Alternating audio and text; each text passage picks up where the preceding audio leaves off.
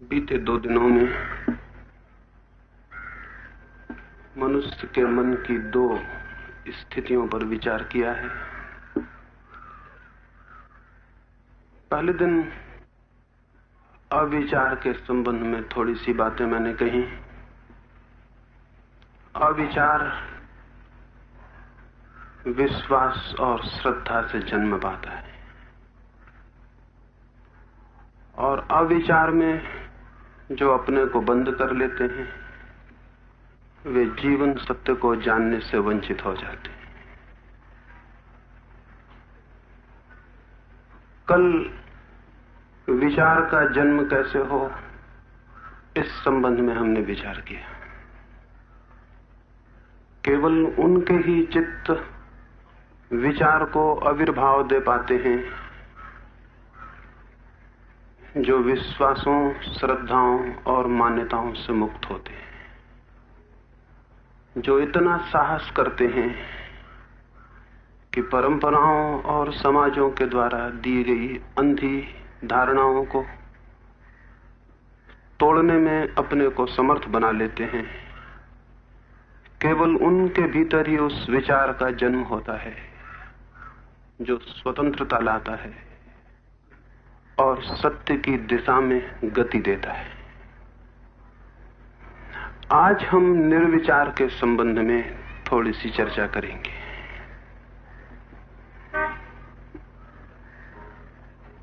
निर्विचार से मेरा क्या प्रयोजन है, उसको कहने के पहले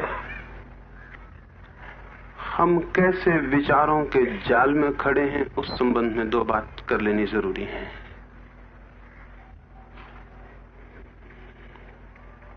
मनुष्य का मन 24 घंटे ही किसी न किसी भांति के विचारों के तंतुओं से घिरा रहता है। एक भीड़ भीतर चलती रहती है। कभी कभी उसका हमें बोध भी होता है, अधिकांशतः बोध भी नहीं होता। जैसे भीतर एक काम जारी रहता है, भीतर एक दौड़ जारी रहती है। उस दौड़ के प्रति अगर हम पूरे जागें तो शायद घबरा जाएं। शायद हमें ज्ञात हो कि कोई पागल मनुष्य हमारे भीतर बैठा हुआ है।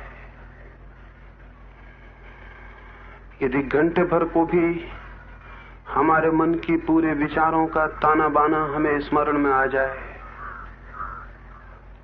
तो जीवन में बहुत चिंता, जीवन में बहुत संताप का उदय हो, क्योंकि तब दिखाई पड़े कि ये हमारे भीतर क्या चल रहा है। बहुत कम लोगों को ख्याल है उनके भीतर क्या हो रहा है। विचारों की इतनी असंगत स्थिति है, स्वविरोधी विचारों की इतनी भीड़ है, एक दूसरे विचार से द्वंद्व करने वाले विचार भीतर इकट्ठे हैं, इतनी कॉन्फ्लिक्ट है। इसी द्वंद्व में, इसी विचारों के अंतर संघर्ष में मनुष्य के मन की सारी शक्ति क्षीण हो जाती है। और जिस मनुष्य के मन की शक्ति क्षीण हो जाती हो, वो भीतर इतना निर्बल हो जाता है कि सत्य की खोज में उसकी कोई गति संभव नहीं है। इसके पूर्व की कोई सत्य की खोज में अग्रसर हो, जीवन को अनुभव करने चले, उसे मन के तल पर ये जो शक्ति का निरंतर ह्रास हो रहा है, ये जो शक्ति निरंतर क्षीण हो रही है, इस ह्रास से छुटकारा, इस शक्ति का संचय, मन में द्वंद्व से मुक्ति आवश्यक है। शायद आपको ख्याल ना आया हो तो कभी 1 घंटा एकांत में जो भी मन में चलता हो उसे बैठकर लिखें, ईमानदारी से लिखें। जो भी और जैसा चलता हो, तो उस घंटे भर में आपको अंतर्दर्शन होगा इस बात का कि मेरा मन कैसे जाल में बुना हुआ है। उसमें ऐसी ऐसी बातें होंगी जिसकी आपने कल्पना न की होगी और जो कभी आप अपेक्षा न करते होंगे कि मेरे भीतर हो सकती हैं। उसमें भजन भी होंगे, उसमें गालियां भी होंगी, उसमें अच्छे अच्छे शब्द आत्मा परमात्मा भी होंगे, उसमें अपशब्द भी होंगे, उसमें घृत से घृत और घृणित से घृणित भावनाएं भी होंगी और अत्यंत जघन्य अपराधों की आकांक्षाएं भी होंगी और ऐसी इच्छाएं होंगी जिनको देख के आप चौंक जाएंगे। और इन सब के बीच कोई संबंध भी नहीं होगा, ये सब असंबंधित एक दूसरे से विरोधी होंगी।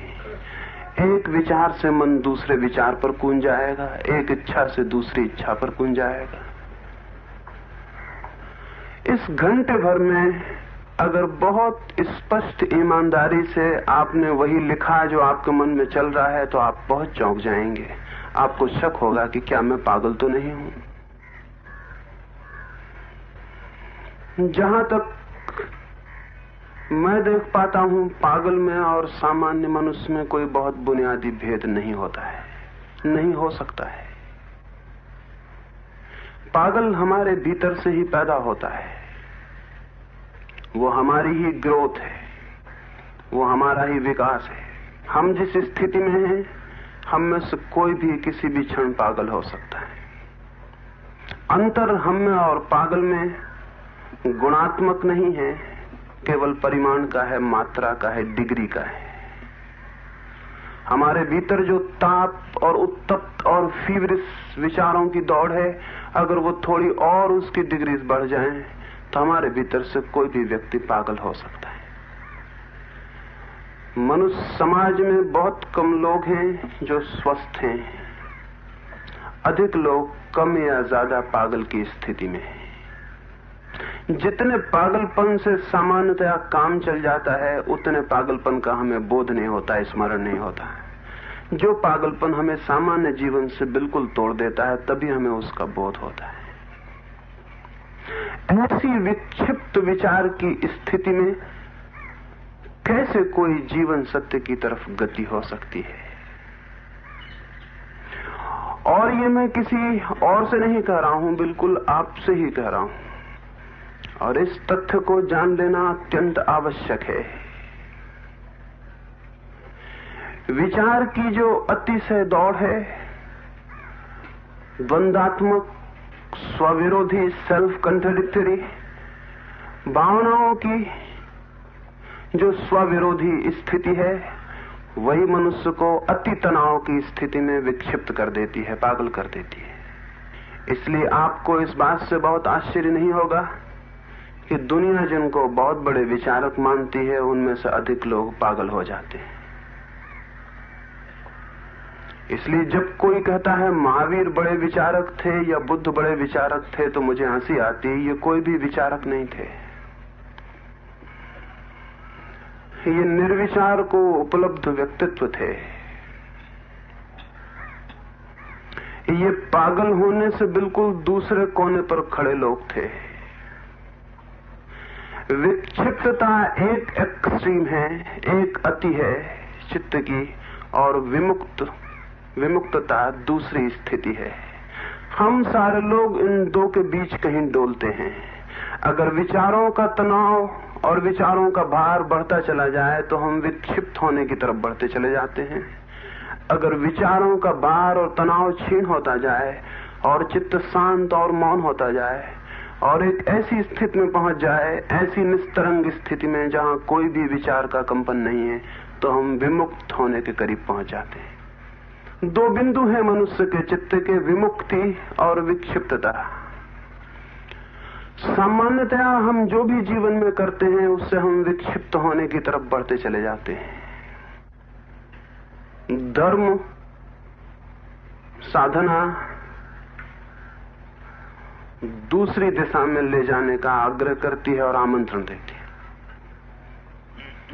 पहली बात है इस तथ्य के प्रति जागना कि हम या तो पागल हैं या पागल होने के करीब हैं। इस तथ्य के प्रति नहीं जागेंगे तो इस तथ्य से छुटकारे की आकांक्षा भी भीतर पैदा नहीं हो सकती है। सोते जागते पागलपन सरक रहा है। कोई भी जोर का धक्का लग जाएगा और पागलपन बाहर प्रकट हो जाएगा। उसे हम भीतर छिपाए हुए चल रहे हैं। निकटतम मित्र भी नहीं जानता हमारे भीतर क्या चल रहा है, पत्नी नहीं जानती पति के भीतर क्या चल रहा है, पति नहीं जानता पत्नी के भीतर क्या चल रहा है। वो सब भीतर चल रहा है रोग की तरह। उसको हम दबाए हैं और छिपाए हैं, उसे हम प्रकट नहीं होने देते। लेकिन किसी बड़े धक्के में कोई परिजन मर जाए, मकान में आग लग जाए, धन डूब जाए, प्रतिष्ठा मिट जाए, उस गहरे धक्के में वो जो भीतर छिपा है घाव की तरह फूट पड़ता है और पागलपन बाहर प्रकट हो जाता है। इस पागलपन के कारण न केवल व्यक्ति भीतर पीड़ित होता है बल्कि पूरे समाज भी पीड़ित होते हैं। इस पागलपन के सामूहिक उभार भी आते हैं। इस पागलपन की सामूहिक अभिव्यक्तियां भी होती हैं। ये पागलपन कभी कभी भीड़ को भी पकड़ लेता है, पूरे समाज को, पूरे देश को, पूरी मनुष्य जाति को भी पकड़ लेता है। ये जो सारी दुनिया में कई हिंदू मुस्लिम दंगे होते हो, या मराठी गुजराती लड़ता हो, या कोई हिंदुस्तानी पाकिस्तानी लड़ता हो, या कोई और मुल्क और कोई कौम लड़ती हो, ये सब सामूहिक पागलपन की ज्वर अभिव्यक्तियां हैं। वो जो भीतर व्यक्तियों के चलता रहता है, जब बहुत घनीभूत हो जाता है और उसके व्यक्तिगत उपाय नहीं रह जाते मिटने के, तो सामूहिक रूप से प्रकट हो जाता है। इसलिए आपको ये मैं कहना चाहूंगा, और इस तथ्य पर शायद आपका कभी ध्यान न गया हो, जिन दिनों दुनिया में युद्ध चलता है उन दिनों पागल होने की संख्या कम हो जाती है। पहले महायुद्ध में जब ये हुआ तो सारे दुनिया के मनस्तत्ववेत्ता बहुत परेशान हुए कि ये क्यों हुआ। जितने दिनों तक पहला महायुद्ध चलता था उन दिनों पागल होने की औसत संख्या कम हो गई, उन दिनों आत्महत्याओं की संख्या कम हो गई, उन दिनों हत्याओं की संख्या कम हो गई, उन दिनों अपराध कम हुए। फिर दूसरा महायुद्ध आया तब तो और अजीब हो गया, बहुत बड़े जोर से एकदम से आत्महत्याएं, हत्याएं, पागलपन कम हो गए। तब बहुत चिंता हुई, बहुत विचार पैदा हुआ कि क्यों होता है। युद्ध की स्थिति में सामूहिक रूप से पागलपन निकल जाता है, इसलिए व्यक्तिगत पागल होने की संख्या कम हो जाती है। आपको भी जो युद्ध में रस आता है उसका कोई और कारण नहीं है। जब भी दुनिया में कहीं युद्ध चलते हैं लोग बड़े प्रफुल्लित हो जाते हैं, उनके चेहरों पर चमक आ जाती है, उनके जीवन में गति आ जाती है, त्वरा आ जाती है, वे प्रसन्न मालूम होते हैं। वे सुबह जल्दी उठते हैं, अखबार पढ़ते हैं, रेडियो से खबर सुनते हैं, दिन भर युद्ध की चर्चा करते हैं, जैसे एक बड़ा उत्साह जीवन में छा जाता है जब भी युद्ध होता है। क्यों? वो युद्ध हमारे व्यक्तिगत पागलपन का निकास बन जाता है। रास्ते पर दो लोग लड़ रहे हो, आप 1000 काम छोड़ के खड़े होकर देखने लगते हैं। क्यों? आपके भीतर जो पागलपन है उसको निकास का एक अवसर मिल जाता है। जहां भी हिंसा है, जहां भी घृणा है, जहां भी उपद्रव है, खून है, हत्या है, जासूसी कहानियां हैं, डिटेक्टिव फिल्में हैं, इन सबको देखने में रस क्या है? इनको देखने में रस से भीतर जो आपके चलता है उसे बाहर देख के थोड़ा सा रिलैक्सेशन, थोड़ा सा भीतर तनाव कम हो जाता है। और इसलिए हर 10-5 वर्षों में एक बड़े युद्ध की जरूरत हो जाती है। राजनीतिक लाख कोशिश करें, सिर पटके और मर जाएं, दुनिया में शांति नहीं हो सकती, युद्ध से बचा नहीं जा सकता जब तक कि व्यक्तिगत चित्त में पागलपन की स्थिति को कम न किया जाए। तब तक युद्ध होता ही रहेगा, बहाने बदल जाएंगे, कारण बदल जाएंगे। लोग धर्मों के नाम से लड़ते थे, लोग राष्ट्रों के नाम से लड़ेंगे, भाषाओं के नाम से लड़ेंगे, इज्म और आइडियोलॉजी के नाम पर लड़ेंगे, कम्युनिज्म और डेमोक्रेसी के नाम पर लड़ेंगे। मुद्दे बदल जाएंगे, लड़ाई जारी रहेगी। आज 5000 वर्ष की कथा ये कहती है कि लड़ाई बंद नहीं हो सकती। राजनीतिक कुछ भी कहे, शांति की कितनी ही गुहार मचाए, कितना ही चिल्लाए कि विश्व में शांति होनी है, विश्व में शांति नहीं हो सकती, नहीं होगी उस समय तक जब तक हम इस तथ्य को ना समझेंगे कि युद्ध राजनीतिक बात नहीं है, बल्कि व्यक्तिगत पागलपन जब इतना घनीभूत हो जाता है, सारे समूह के भीतर चित्त जब इतना रुग्ण हो जाता है, उसके निकास का कोई उपाय नहीं रह जाता और सामूहिक रूप से पागलपन प्रकट हो जाता है। दूसरे महायुद्ध में 5 करोड़ लोगों की हत्या हुई है, उससे थोड़ी राहत मिली हमको। 10-15 वर्ष हम चुप बैठेंगे, लेकिन इस बीच फिर पागलपन इकट्ठा होगा। अब हम 10 करोड़ या 15 करोड़ से कम पे राजी नहीं हो सकते हत्या किए बिना। और ये गति अगर बढ़ी तो इस सदी के पूरा होते होते वो स्थिति हो सकती है कि हम शायद पूरी मनुष्य जाति को समाप्त करें तो ही हमारे पागलपन को राहत मिल सकती, नहीं तो कोई राहत नहीं मिल सकती। ये जो व्यक्ति के चित्त में चलती हुई तनाव की, टेंशन की, फीवरिश बुखार जैसी स्थिति है, ये जीवन को सब भांति छीण करती है, जीवन को सब भांति नीचे गिराती है। फिर बहाने कुछ भी हो सकते हैं, बहानों से कोई संबंध नहीं है। मनुष्य के भीतर इस चित्त की स्थिति को कैसे परिवर्तित किया जाए, कैसे व्यक्ति विचारों की अत्यधिक भीड़ से निर्विचार शांति की तरफ गतिवान हो, उस संबंध में आज सुबह 2-3 बात आपसे कहना चाहता हूं। लेकिन उसके पहले ये जरूरी था कि मैं आपसे ये कहूं कि ये स्थिति है। और स्मरण रखें, ये मैं किसी और से नहीं कह रहा हूं, नहीं तो अक्सर ये होता है कि जब मैं कह रहा हूं तब आप सोचते होंगे कि बात तो बिल्कुल ठीक है, लोगों के साथ ऐसा ही मामला है। अपने को छोड़ के आप सोच लेंगे तो कोई हल नहीं होने वाला है। हमारा गणित ऐसा है। आप जरूर चित्त में सोचते होंगे कि बिल्कुल ठीक है, पड़ोसी जो आपके बैठे हैं इनके साथ सब ऐसी ही बात है, उससे कोई हल नहीं होगा। ये बात आपके साथ है, आपके पड़ोसी से इसका कोई संबंध नहीं है। अपने पर ही आपको थोड़ा विवेकपूर्ण होकर विचार करना पड़ेगा कि क्या मैं भीतर पागल हूं। अगर पागल हूं तो इस पागलपन को लेकर आप हिंदू हो जाएं तो कोई फर्क नहीं पड़ता, और गीता पढ़ें तो कोई फर्क नहीं पड़ता, और कुरान पढ़ें तो कोई फर्क नहीं पड़ता। पागल आदमी कुरान पढ़ेगा, दुनिया में खतरा आएगा, कुरान से खतरा आएगा। पागल आदमी गीता पढ़ेगा, गीता से खतरा आएगा। पागल आदमी मंदिर जाएगा, मंदिर उपद्रव का कारण बन जाएगा। पागल आदमी मस्जिद जाएगा, मस्जिद झगड़े पैदा करेगी। पागल आदमी जो भी करेगा उससे दुनिया में कोई शांति, कोई प्रेम का, कोई ज्ञान का, कोई सत्य का जन्म नहीं हो सकता। पागल जो भी करेगा वहीं उपद्रव शुरू हो जाएगा। इसलिए पागल कुछ करे इसके पहले सबसे बेहतर और सबसे जरूरी और सबसे आवश्यक यह है कि वो उस पागलपन को समझे, और उस पागलपन से मुक्त होने का क्या कोई मार्ग हो सकता है, क्या कोई रास्ता हो सकता है। फिर ही उसका कोई भी काम सार्थक हो सकता है, नहीं तो उसके सब काम व्यर्थ होंगे। वो सेवा करने जाएगा और उपद्रव खड़ा करेगा। वो प्रेम की बातें करेगा और दूसरे के गर्दन में सिर्फ पंजे कस लेगा। बातें उसकी प्रेम की होगी कि मैं तुम्हें प्रेम करता हूं, प्रेम की बातें होंगी, थोड़ी देर में पाया जाएगा प्रेम नहीं है, उससे ज्यादा दुश्मन, उससे ज्यादा शत्रु कोई नहीं है। वो बातें कुछ भी करे उससे कोई फर्क नहीं पड़ता। वो शांति की बातें करेगा, थोड़ी देर में तलवार निकाल लेगा, कहेगा शांति की रक्षा के लिए अब बिल्कुल बिना तलवार के कुछ हो ही नहीं सकता। अभी इस मुल्क में हमने सुना ना कि अब अहिंसा की रक्षा के लिए हिंसा की जरूरत आ गई थी। अगर आदमी पागल है तो अहिंसा की रक्षा के लिए भी तलवार निकाल लेगा और कहेगा अहिंसा की रक्षा के लिए अब हिंसा की जरूरत है। पागल आदमी जो भी करेगा वो और गहरे पागलपन में ले जाएगा। इसलिए पहला तथ्य तो पागलपन के प्रति जागरूक होना है।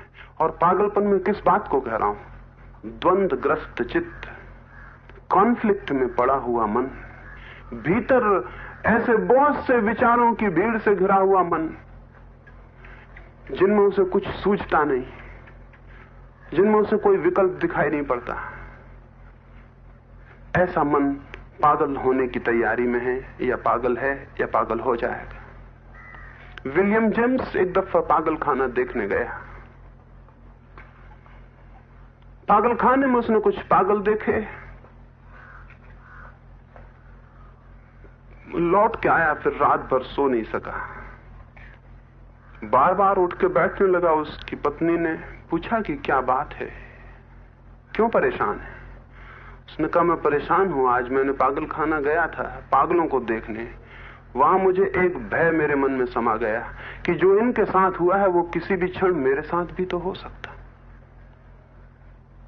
मेरी नींद उड़ गई है, मैं बहुत डरा हुआ हूं, मेरे प्राण कप रहे हैं। उसकी पत्नी ने कहा व्यर्थ की चिंता कर रहे हैं, कौन कहता आप पागल हो सकते हैं? विलियम जेम्स ने कहा कि कोई और नहीं कहता, मैं खुद ही समझ रहा हूं। जो मैंने आज उनकी आंखों में देखा है, जो आज मैंने उनके कामों में देखा, जो उन पे वज्रपात हुआ है वो किसी भी क्षण मुझ पे भी हो सकता है, क्योंकि मैं भी उन्हीं जैसा मनुष्य हूं। पागल होने के पहले वे जैसे मनुष्य थे, वैसा ही मनुष्य मैं भी हूं। मुझ में उनमें कोई बुनियादी भेद नहीं है। तो जो उन पर घटा है वो मुझ पर भी घट सकता है। उसके बाद विलियम जेम्स ने लिखा है कि 30 साल मेरे बड़ी बेचैनी के साल थे। 30 साल जिंदा रहा उसके बाद। उसने लिखा, मैं प्रति क्षण घबराया हुआ था कि वो पागलपन कभी भी मेरे ऊपर आ सकता है। मैं भी आपसे कहूंगा, कभी पागल खाने में जाएं और थोड़ा गौर से देखें। आपको अपनी ही शक्ल वहां दिखाई पड़ेगी, थोड़ी बढ़ी हुई मात्रा में। आप पाएंगे कि ये मैं ही हूं जो थोड़ा आगे बढ़ गया हूं। हम सब जब तक चित्त द्वंद्वग्रस्त है, जब तक चित्त भीतर विरोधों से भरा है, भीतर विरोधी विचारों के बीच डमाडोल हो रहा है, तब तक हम सब उसी ट्रेम्बलिंग में हैं, उसी कंपन में हैं जो किसी भी क्षण विस्फोट को उपलब्ध हो सकती है। क्या रास्ता है? क्या करें? क्या हो कि चित्त द्वंद्व से और विचारों की भीड़ से मुक्त होता चला जाए? 3 सूत्र आपके विचार के लिए कहना चाहता हूं। पहली बात,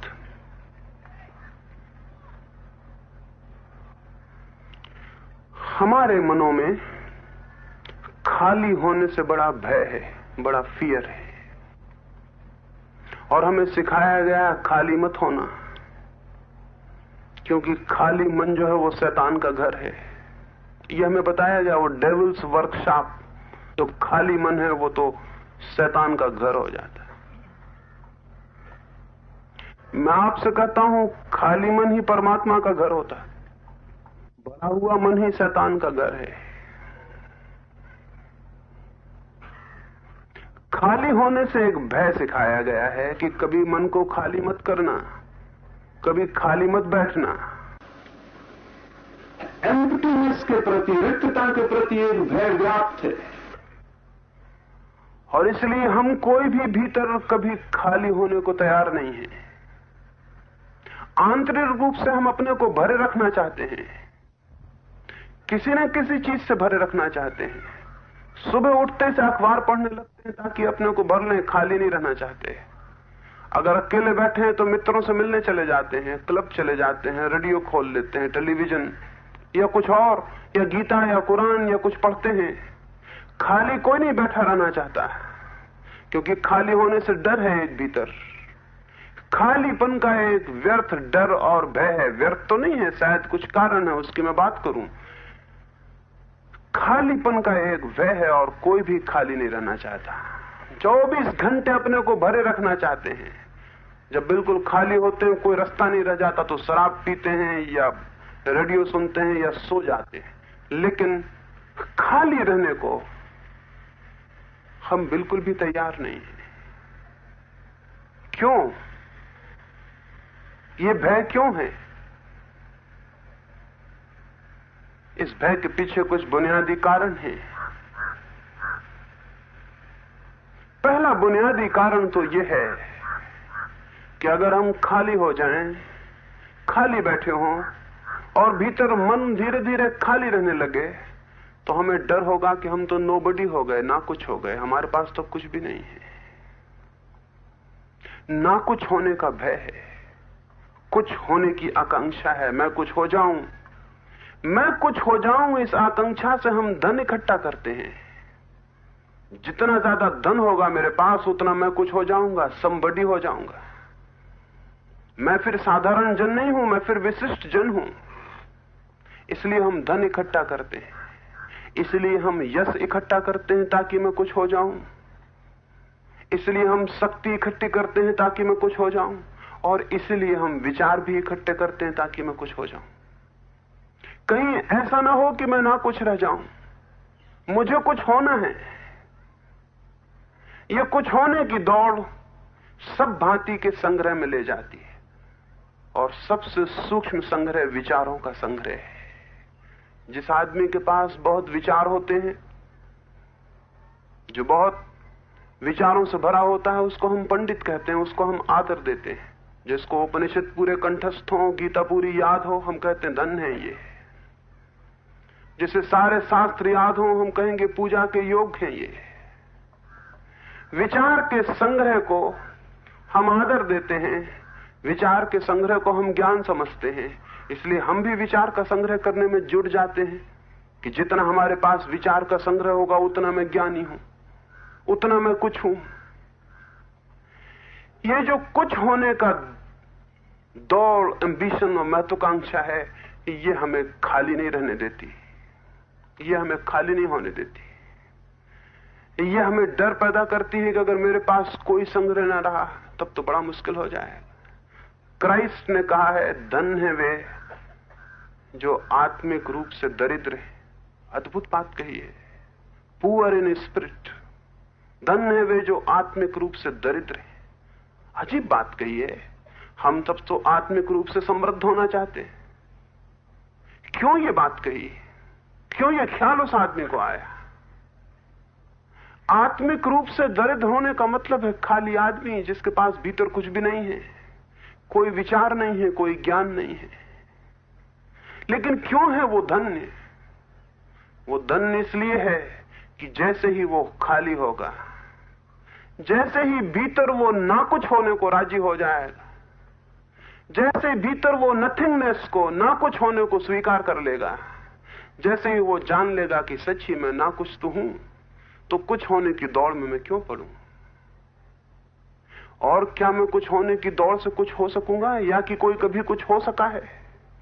जिस दिन वो ये पूरे अनुभूति को उपलब्ध हो जाता है, इस समझ को, इस अंडरस्टैंडिंग को कि मैं ना कुछ हूं और ना कुछ होने को राजी हो जाता है, उसी दिन उस स्पेस में, उस खाली जगह में परमात्मा का, सत्य का या जीवन का या जो भी हम नाम दें, उसका अनुभव शुरू हो जाता है।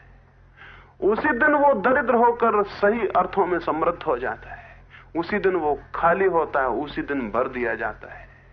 वर्षा में पानी गिरता है, जो भरे हुए पहाड़ हैं बड़े बड़े, वे उस पानी से वंचित रह जाते हैं। पानी गिरता है और बह जाता है, लेकिन जो गहरे खड्डे, खाइयां हैं, वे भर जाती हैं और झीलें हो जाती हैं। जो खाली हैं गड्ढे, वे भर जाते हैं, और जो भरे हुए टीले हैं वे खाली रह जाते हैं। परमात्मा के भी वर्षा निरंतर और प्रतिक्षण हो रही है। जीवन भी प्रतिक्षण बरस रहा है। जो भीतर खाली हैं वे भर जाएंगे, जो भीतर भरे हुए हैं वे खाली रह जाएंगे। लेकिन हम सब भरने की दौड़ में अपने को भरते चले जाते हैं, भीतर से भी बाहर से। बाहर वस्त्र इकट्ठे करते हैं, धन इकट्ठा करते हैं, मकान इकट्ठा करते हैं, भीतर विचार इकट्ठे करते हैं, शास्त्र इकट्ठे करते हैं, शब्द इकट्ठे करते हैं। भीतर इनको इकट्ठा करते हैं, बाहर इनको इकट्ठा करते हैं। जब किसी को इस पागलपन का बोध भी होता है कि मैं अपने को भर के ही खाली रखता हूं, भरने की वजह से ही मैं उस चीज के भरने से वंचित रह जाऊंगा जो मुझे भरती तो मेरे प्राण पुलकित होते और अमृत को उपलब्ध होते। जब उस किसी को यह ख्याल होता है तो वो घर छोड़ता है, मकान छोड़ता है, पत्नी बच्चे छोड़ता है, लेकिन भीतर वो शब्द और शास्त्र जो भरे हैं उनको फिर भी नहीं छोड़ता। बाहर का मकान किसी को भरता नहीं है, बाहर के मित्र और परिजन किसी को भरते नहीं हैं, लेकिन भीतर के आग्रह और भीतर के विचार भरते हैं। जो उनको छोड़ने को राजी हो जाता है वही सन्यासी है। जो भीतर से सब शब्दों और विचारों को छोड़ के खाली होने को तैयार हो जाता है वही त्यागी है, वही अपरिग्रही है। विचार का अपरिग्रह पहला सूत्र है। विचार के प्रति अपरिग्रह का भाव। विचार को इकट्ठा नहीं करना, छोड़ना है, जाने देना है, ताकि वही रह जाए मेरे भीतर, वही जो विचार नहीं है बल्कि मेरी आत्मा है, मेरी सत्ता है, मेरा स्वत्व है। वही जो मेरा एग्जिस्टेंस है, मेरा ऑथेंटिक बीइंग है, वही रह जाए और सारे विचार का ऊहापोह चला जाए, सारे विचार झड़ जाएं। अकेला वही रह जाए जो मेरी शुद्ध सत्ता है।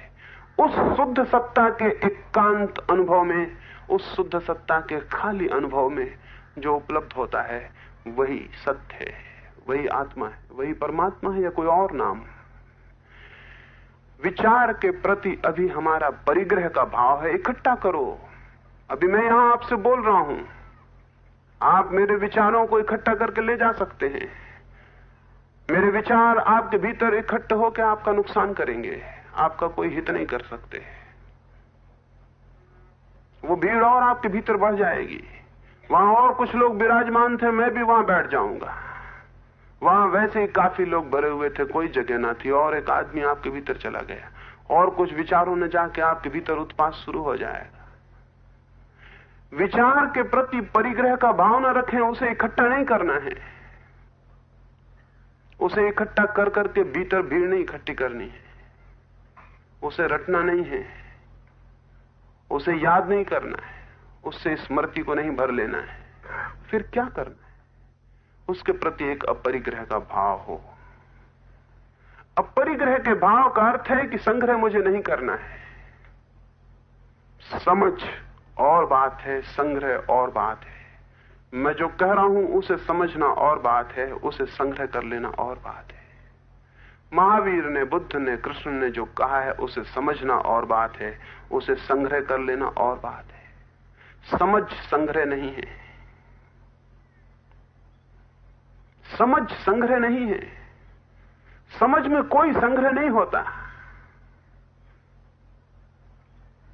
और जहां संग्रह होता है वहां समझ नहीं होती। संग्रह वही करना चाहता है जो समझ नहीं पाता। जो समझ पाता है, संग्रह का कोई प्रश्न नहीं होता। हम केवल उन्हीं बातों को याद रखना चाहते हैं जिन बातों को हम नहीं समझ पाते। जिन बातों को हम समझ पाते हैं उन्हें याद नहीं रखना होता।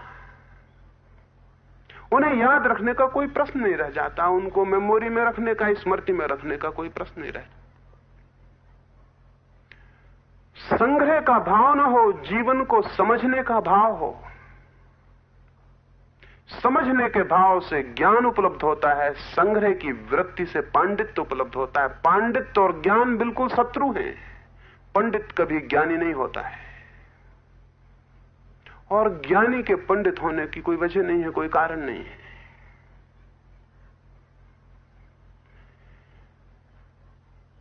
एक मौलिक रूप से यह ध्यान जीवन में रहे कि मैं विचारों को संग्रह करने के पीछे तो नहीं पड़ा हूं।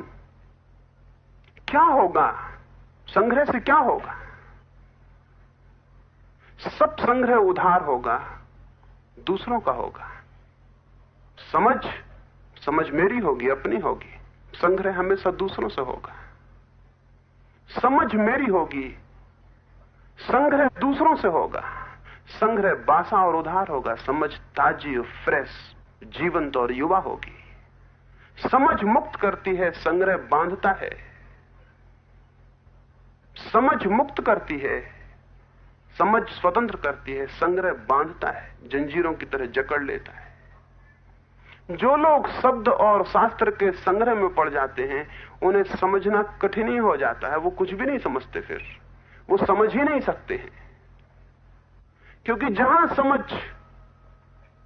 मुक्ति चाहती है, ताजगी चाहती है, बासापन नहीं, उधारपन नहीं, वहां संग्रह सब उधार कर देता है। वे जब जीवन को भी देखते हैं तो अपने शब्दों को बीच में लेकर देखते हैं, शब्द बीच में आ जाते हैं, जीवन उस तरफ खड़ा रह जाता है।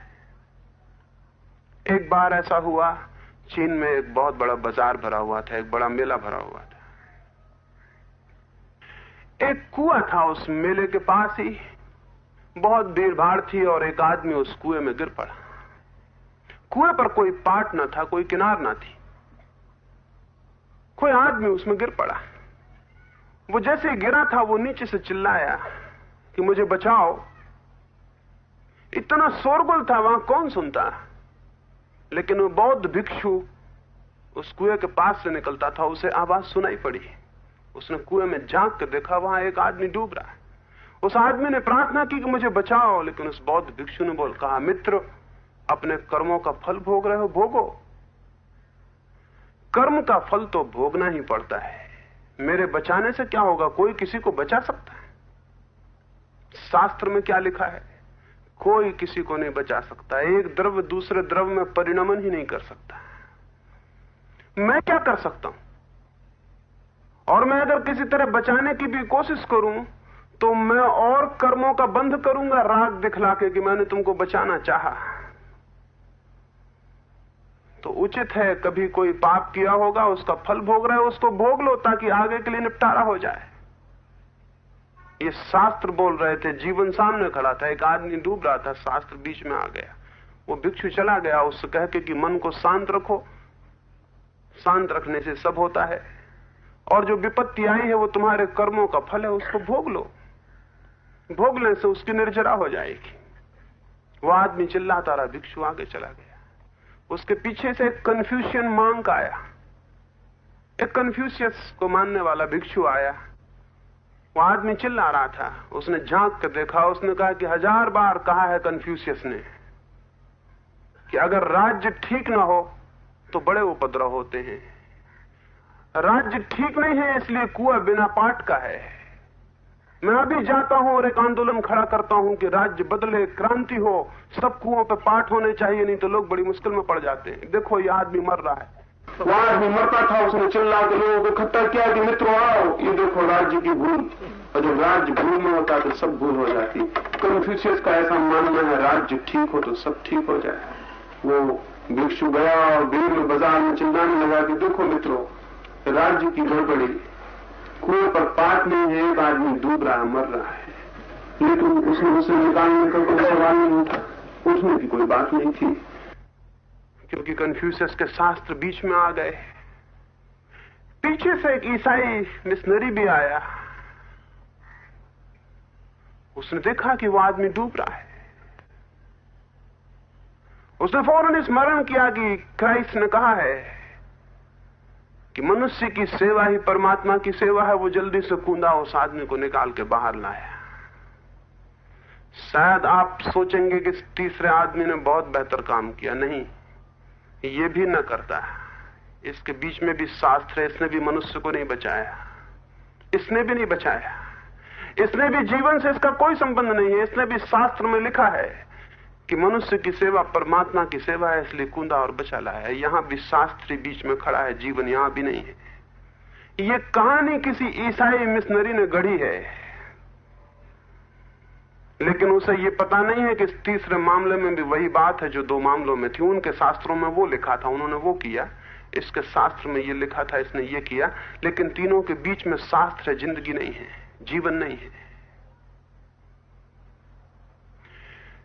जीवन को देखना, उसके बहुविध रूपों में और उसे समझना, और उस जीवन की समझ से जो कृत्य निकले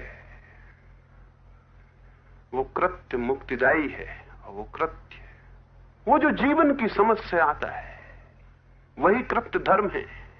लेकिन शब्द और शास्त्र सब तरफ जीवन को, सब तरफ जीवन और हमारे बीच एक दीवार खड़ी कर देते हैं। पंडित समझने में असमर्थ हो जाता है। यही तो वजह है कि दुनिया के सारे धर्मों के अलग अलग पंडित लड़ते हैं। धर्म क्या बहुत हो सकते हैं?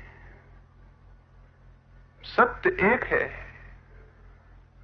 तो धर्म भी एक ही है। पंडित बहुत प्रकार के हैं, शास्त्र बहुत प्रकार के हैं, संप्रदाय बहुत प्रकार के हैं। और पंडित लड़ता है क्योंकि वो दूसरे को समझ ही नहीं सकता।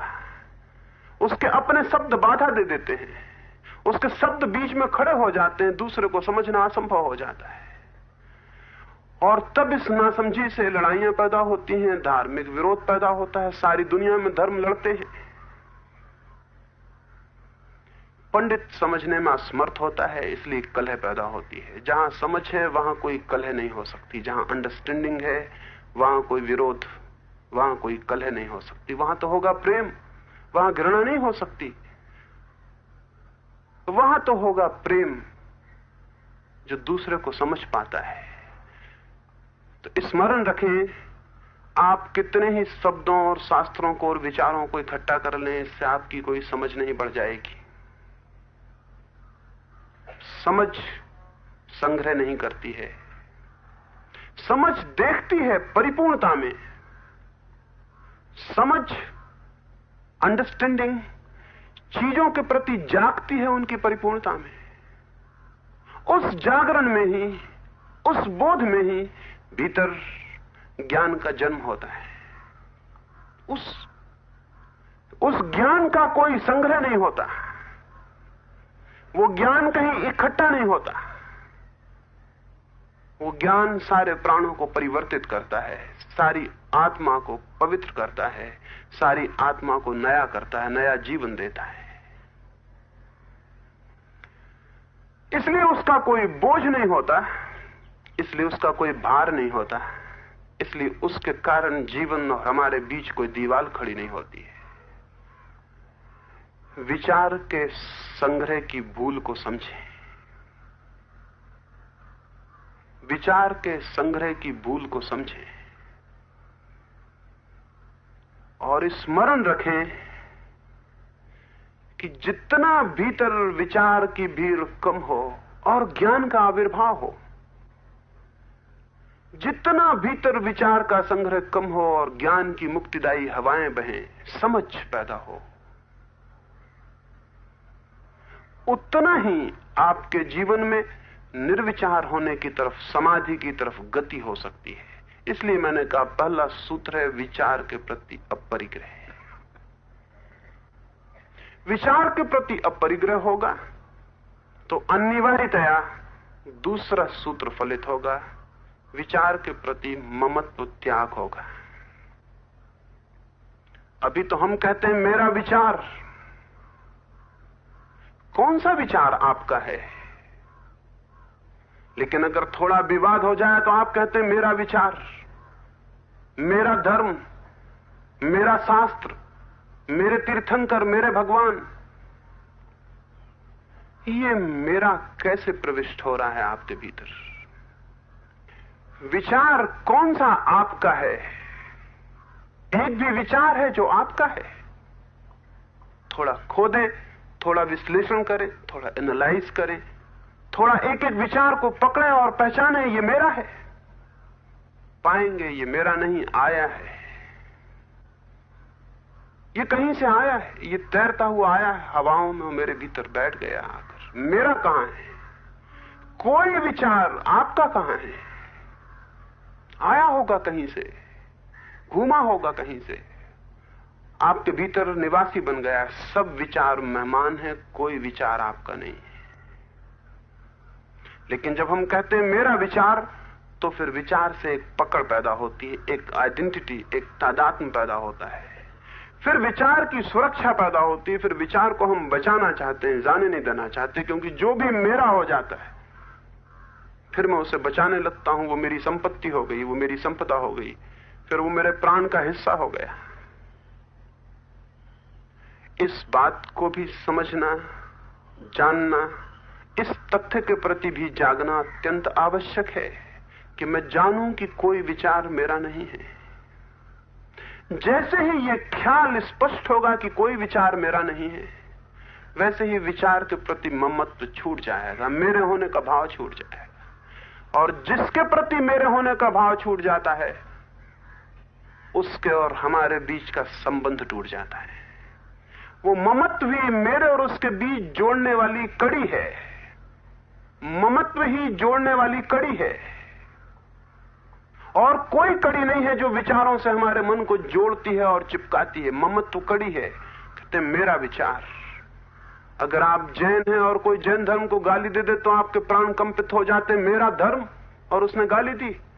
अगर आप ईसाई हैं और कोई ईसाई धर्म को बुरा कह दे तो आप लड़ने को खड़े हो जाते हैं, मेरा धर्म और उसने बुराई की और निंदा की। वो जो मेरा है वो चोट खा जाता है फौरन और आपके अहंकार को सजग कर देता है। फिर आप विचार के लिए मरने तक को राजी हो जाते हैं, विचार के लिए कुर्बानी देने को राजी हो जाते हैं। विचार के लिए कितनी कुर्बानियां दी हैं लोगों ने, आइडियोलॉजी के लिए कितने लोग मरे हैं। और उन मरने वालों को समझाने वाले लोग भी हैं जो कहते हैं कि बेफिक्र रहो, अगर इस्लाम के लिए मरते हो तो जन्नत तुम्हारी, अगर हिंदू धर्म के लिए मरते हो तो स्वर्ग तुम्हारा है। दुनिया में मनुष्य को मारने के लिए जितनी बेवकूफियां सिखाई गई, उतना उसे जीवित रहने के लिए नहीं सिखाई गई कोई बात। तुम शहीद हो गए तो फिर तुम्हारी मजार पर मेले जुड़ेंगे। तो विचार के लिए मर जाओ, कम्युनिज्म के लिए मर जाओ कि डेमोक्रेसी के लिए मर जाओ। और मरने को जब कोई राजी हो जाता तो सोचें कि उसका ममत्व कितना गहरा होगा। वो अपने प्राण खोने को राजी होता है विचार के लिए, और विचार है बिल्कुल पराया। वो अपनी आत्मा को खोने को, अपने जीवन को खोने को राजी हो जाता है। और मूढ़ताएं गहरी हैं, इसलिए हम उसका आदर करते हैं कि बहुत बहुत बड़ा काम किया, इस्लाम के लिए मरा, हिंदू धर्म के लिए मरा, जैन धर्म के लिए मरा, बहुत महान त्याग किया। लेकिन तथ्य क्या है? तथ्य यह है कि विचार के साथ उसका ममत्व इतना गहरा हुआ कि विचार खोने को राजी नहीं हुआ, प्राण खोने को राजी हो गया। प्राण अपने थे, विचार बिल्कुल पराया था। ये ममत्व इस दूर तक चला जाए तो फेनेटिसिज्म और पागलपन पैदा होता है। दुनिया में रिलीजियस फेनेटिक्स में सारी जमीन को इतनी हत्या और मूर्खता से भरा है जिसका कोई हिसाब नहीं, और उसके पीछे एक ही कड़ी है कि हम विचार के प्रति ममत्व को पैदा करते हैं। मेरा हुआ कि फिर हम मरने को भी राजी हो जाते हैं, क्योंकि वो हमारे अहंकार का हिस्सा हो जाता है। नहीं, विचार को अगर मुक्त होना है तो उस कड़ी को तोड़ना पड़ेगा जो विचार को मेरा बनाती है। और तोड़ने के लिए कोई बहुत चेष्टा की जरूरत नहीं है, क्योंकि कड़ी बिल्कुल झूठी है। कड़ी है ही नहीं, केवल ख्याल है, केवल कल्पना है। कोई विचार आपका नहीं है। बताएं मुझे कोई विचार जो आपका हो। कौन सा विचार आपका है? गीता का होगा, कुरान का होगा, बाइबल का होगा, कृष्ण का होगा, महावीर का होगा, किसी का होगा। आपका कौन सा विचार है? कोई विचार आपका नहीं है। सब विचार पराये और उधार हैं। ये जो पराये और उधार विचार हैं, इनके साथ ममत्व बांध लेना, फिर चित्त में उपद्रव की बुनियाद रख दी गई है। इस सत्य को समझें, कोई विचार मेरा नहीं, इसलिए कोई विचार इस योग्य नहीं कि मैं उसे इतने अपने से जोड़ूं। जैसे जैसे समझ गहरी होगी, ममत्व क्षीण होगा। जैसे जैसे दिखाई पड़ेगा सब विचार पराये हैं, वैसे वैसे विचार के लिए लड़ना, विचार के लिए संघर्ष करना, हवा में छायाओं के लिए लड़ने जैसा है। वो लड़ाई करीब करीब वैसी है जिससे आपने एक कथा सुनी होगी। एक गांव के दो पंडित नदी के किनारे खड़े थे। पांडित्य में ही जीवन गंवाया था, इसलिए न तो उनके पास कोई खेत था, न कोई गाय थी, न कोई भैंस थी। पर दोनों के मन में विचार था कि कोई खेत बने, तो दोनों विचार करते थे। और उन दोनों ने सोचा कि हम नदी के पार को जमीन ले लें।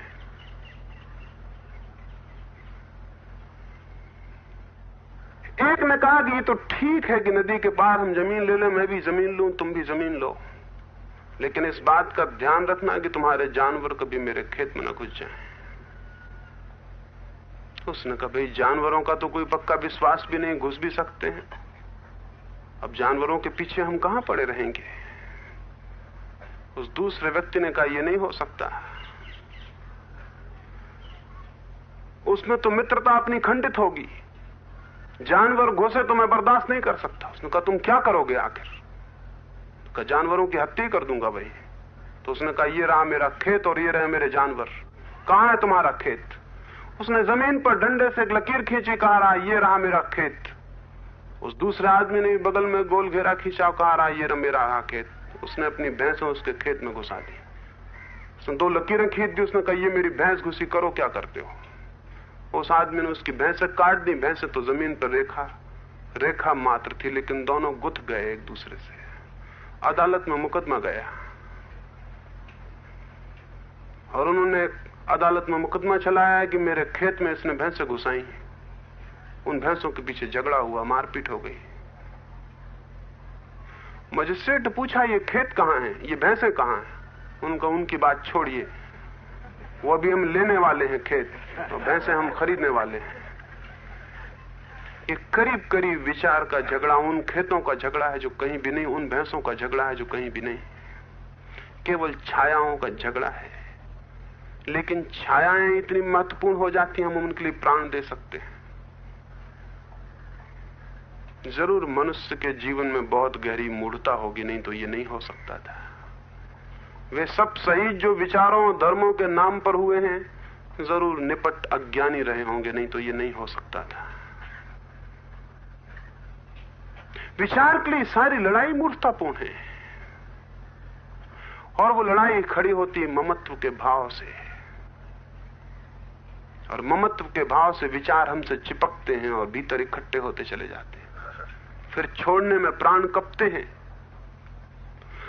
सब विचार दूसरे हमें सिखाते हैं, फिर हमारे छोड़ने में प्राण कपते हैं। बर्ट्रैंड रसल ने लिखा है कि मैं जब सोचता हूं और बहुत समझ के क्षणों में होता हूं, तो मुझे लगता है कि बुद्ध से महान व्यक्ति दुनिया में नहीं हुआ, लेकिन वैसे मेरे प्राण डरने लगते हैं और मेरे मन में आता है क्राइस्ट से बड़ा। कभी ऐसा हो नहीं सकता कि बुद्ध क्राइस्ट से बड़े हों। लिखा है कि मैं बहुत जब समझ के क्षण में होता हूं तो मुझे लगता है कि बुद्ध अद्भुत व्यक्ति, इनसे बड़ा व्यक्ति नहीं हुआ, लेकिन तभी मेरे भीतर कोई बात घबराहट पैदा करने लगती है। वो जो बचपन से सिखाया हुआ संस्कार है कि क्राइस्ट ईश्वर के पुत्र हैं, उनसे बड़ा कोई भी नहीं, तो वो कहने लगता नहीं नहीं, ये कैसे हो सकता है कि क्राइस्ट से बड़ा कोई हो। लिखा है कि बहुत सोचता हूं, सब समझता हूं, लेकिन इस बात से छुटकारा नहीं होता। विचार ऐसा पकड़ लेते हैं भीतर कि समझ से ज्यादा महत्वपूर्ण हो जाते हैं। ये नहीं कह रहा हूं कि क्राइस्ट छोटे हैं या बुद्ध बड़े हैं, ये सब पागलपन की बातें, कोई छोटा बड़ा नहीं है, लेकिन विचार इतने गहरे पकड़ लेते हैं, ममत्व इतना गहरा हो जाता है कि समझ से बड़े हो जाते हैं, और हम समझ को खोने को राजी हो जाते हैं और विचार को खोने को राजी नहीं होते। ये पागलपन का लक्षण है। समझ के लिए विचार खोने की हमेशा तैयारी होनी चाहिए, और विचार के लिए समझ खोने की कभी तैयारी नहीं होनी चाहिए। लेकिन हम हमेशा क्षुद्रतम विचारों के लिए सारी समझ खो देते हैं।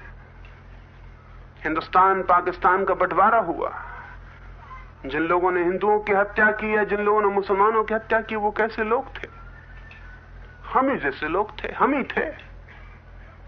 रोज मस्जिद जाने वाले लोग, रोज कुरान पढ़ने वाले लोग, गीता पढ़ने वाले लोग, लेकिन बस ये ख्याल कि मैं हिंदू हूं और तुम मुसलमान हो।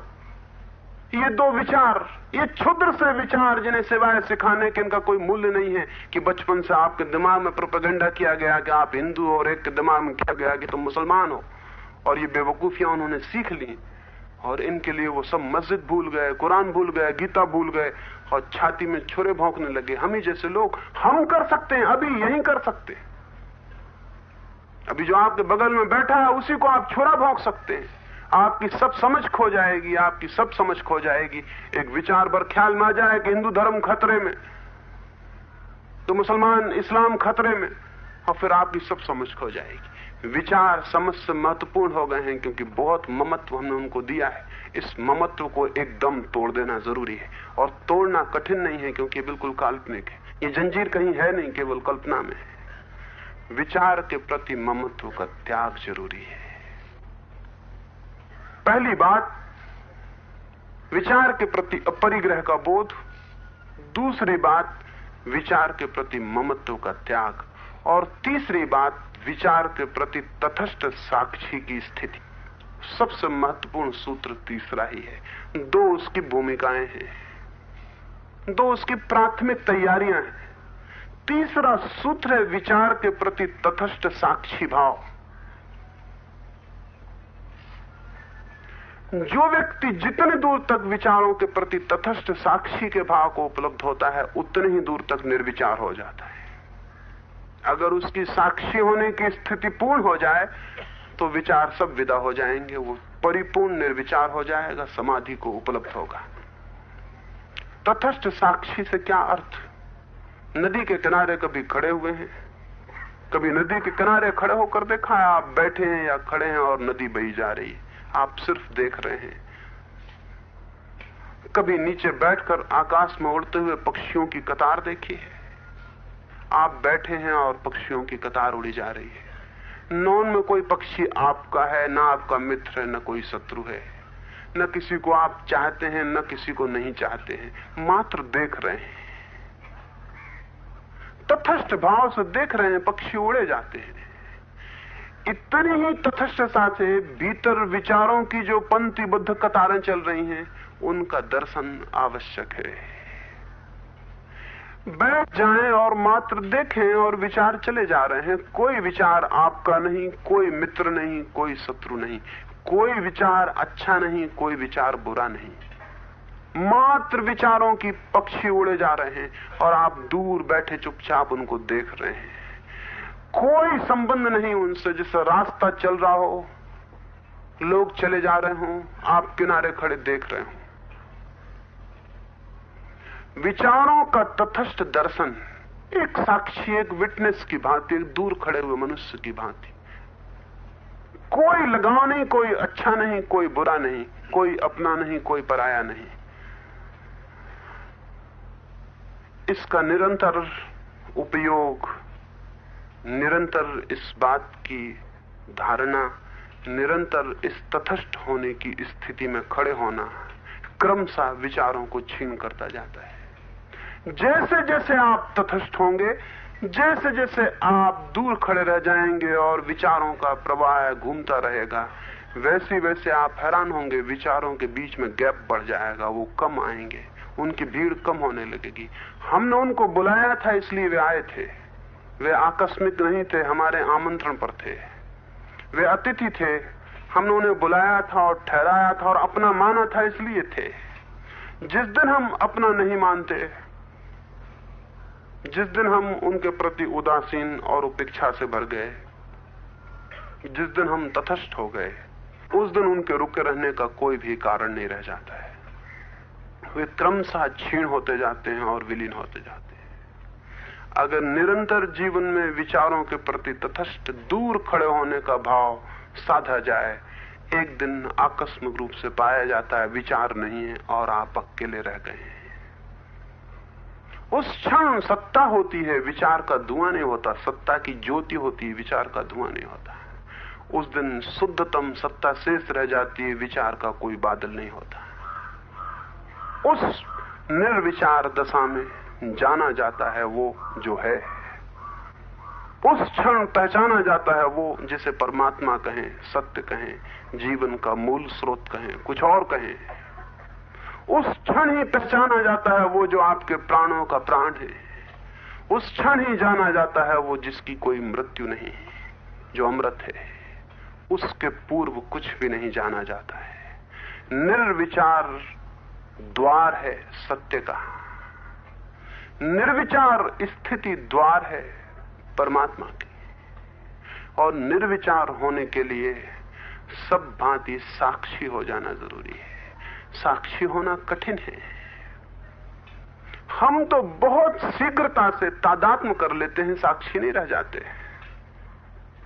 बंगाल में एक बहुत बड़े विद्वान और विचारक हुए, नाम सुना होगा, विद्यासागर। एक नाटक को देखने गए थे।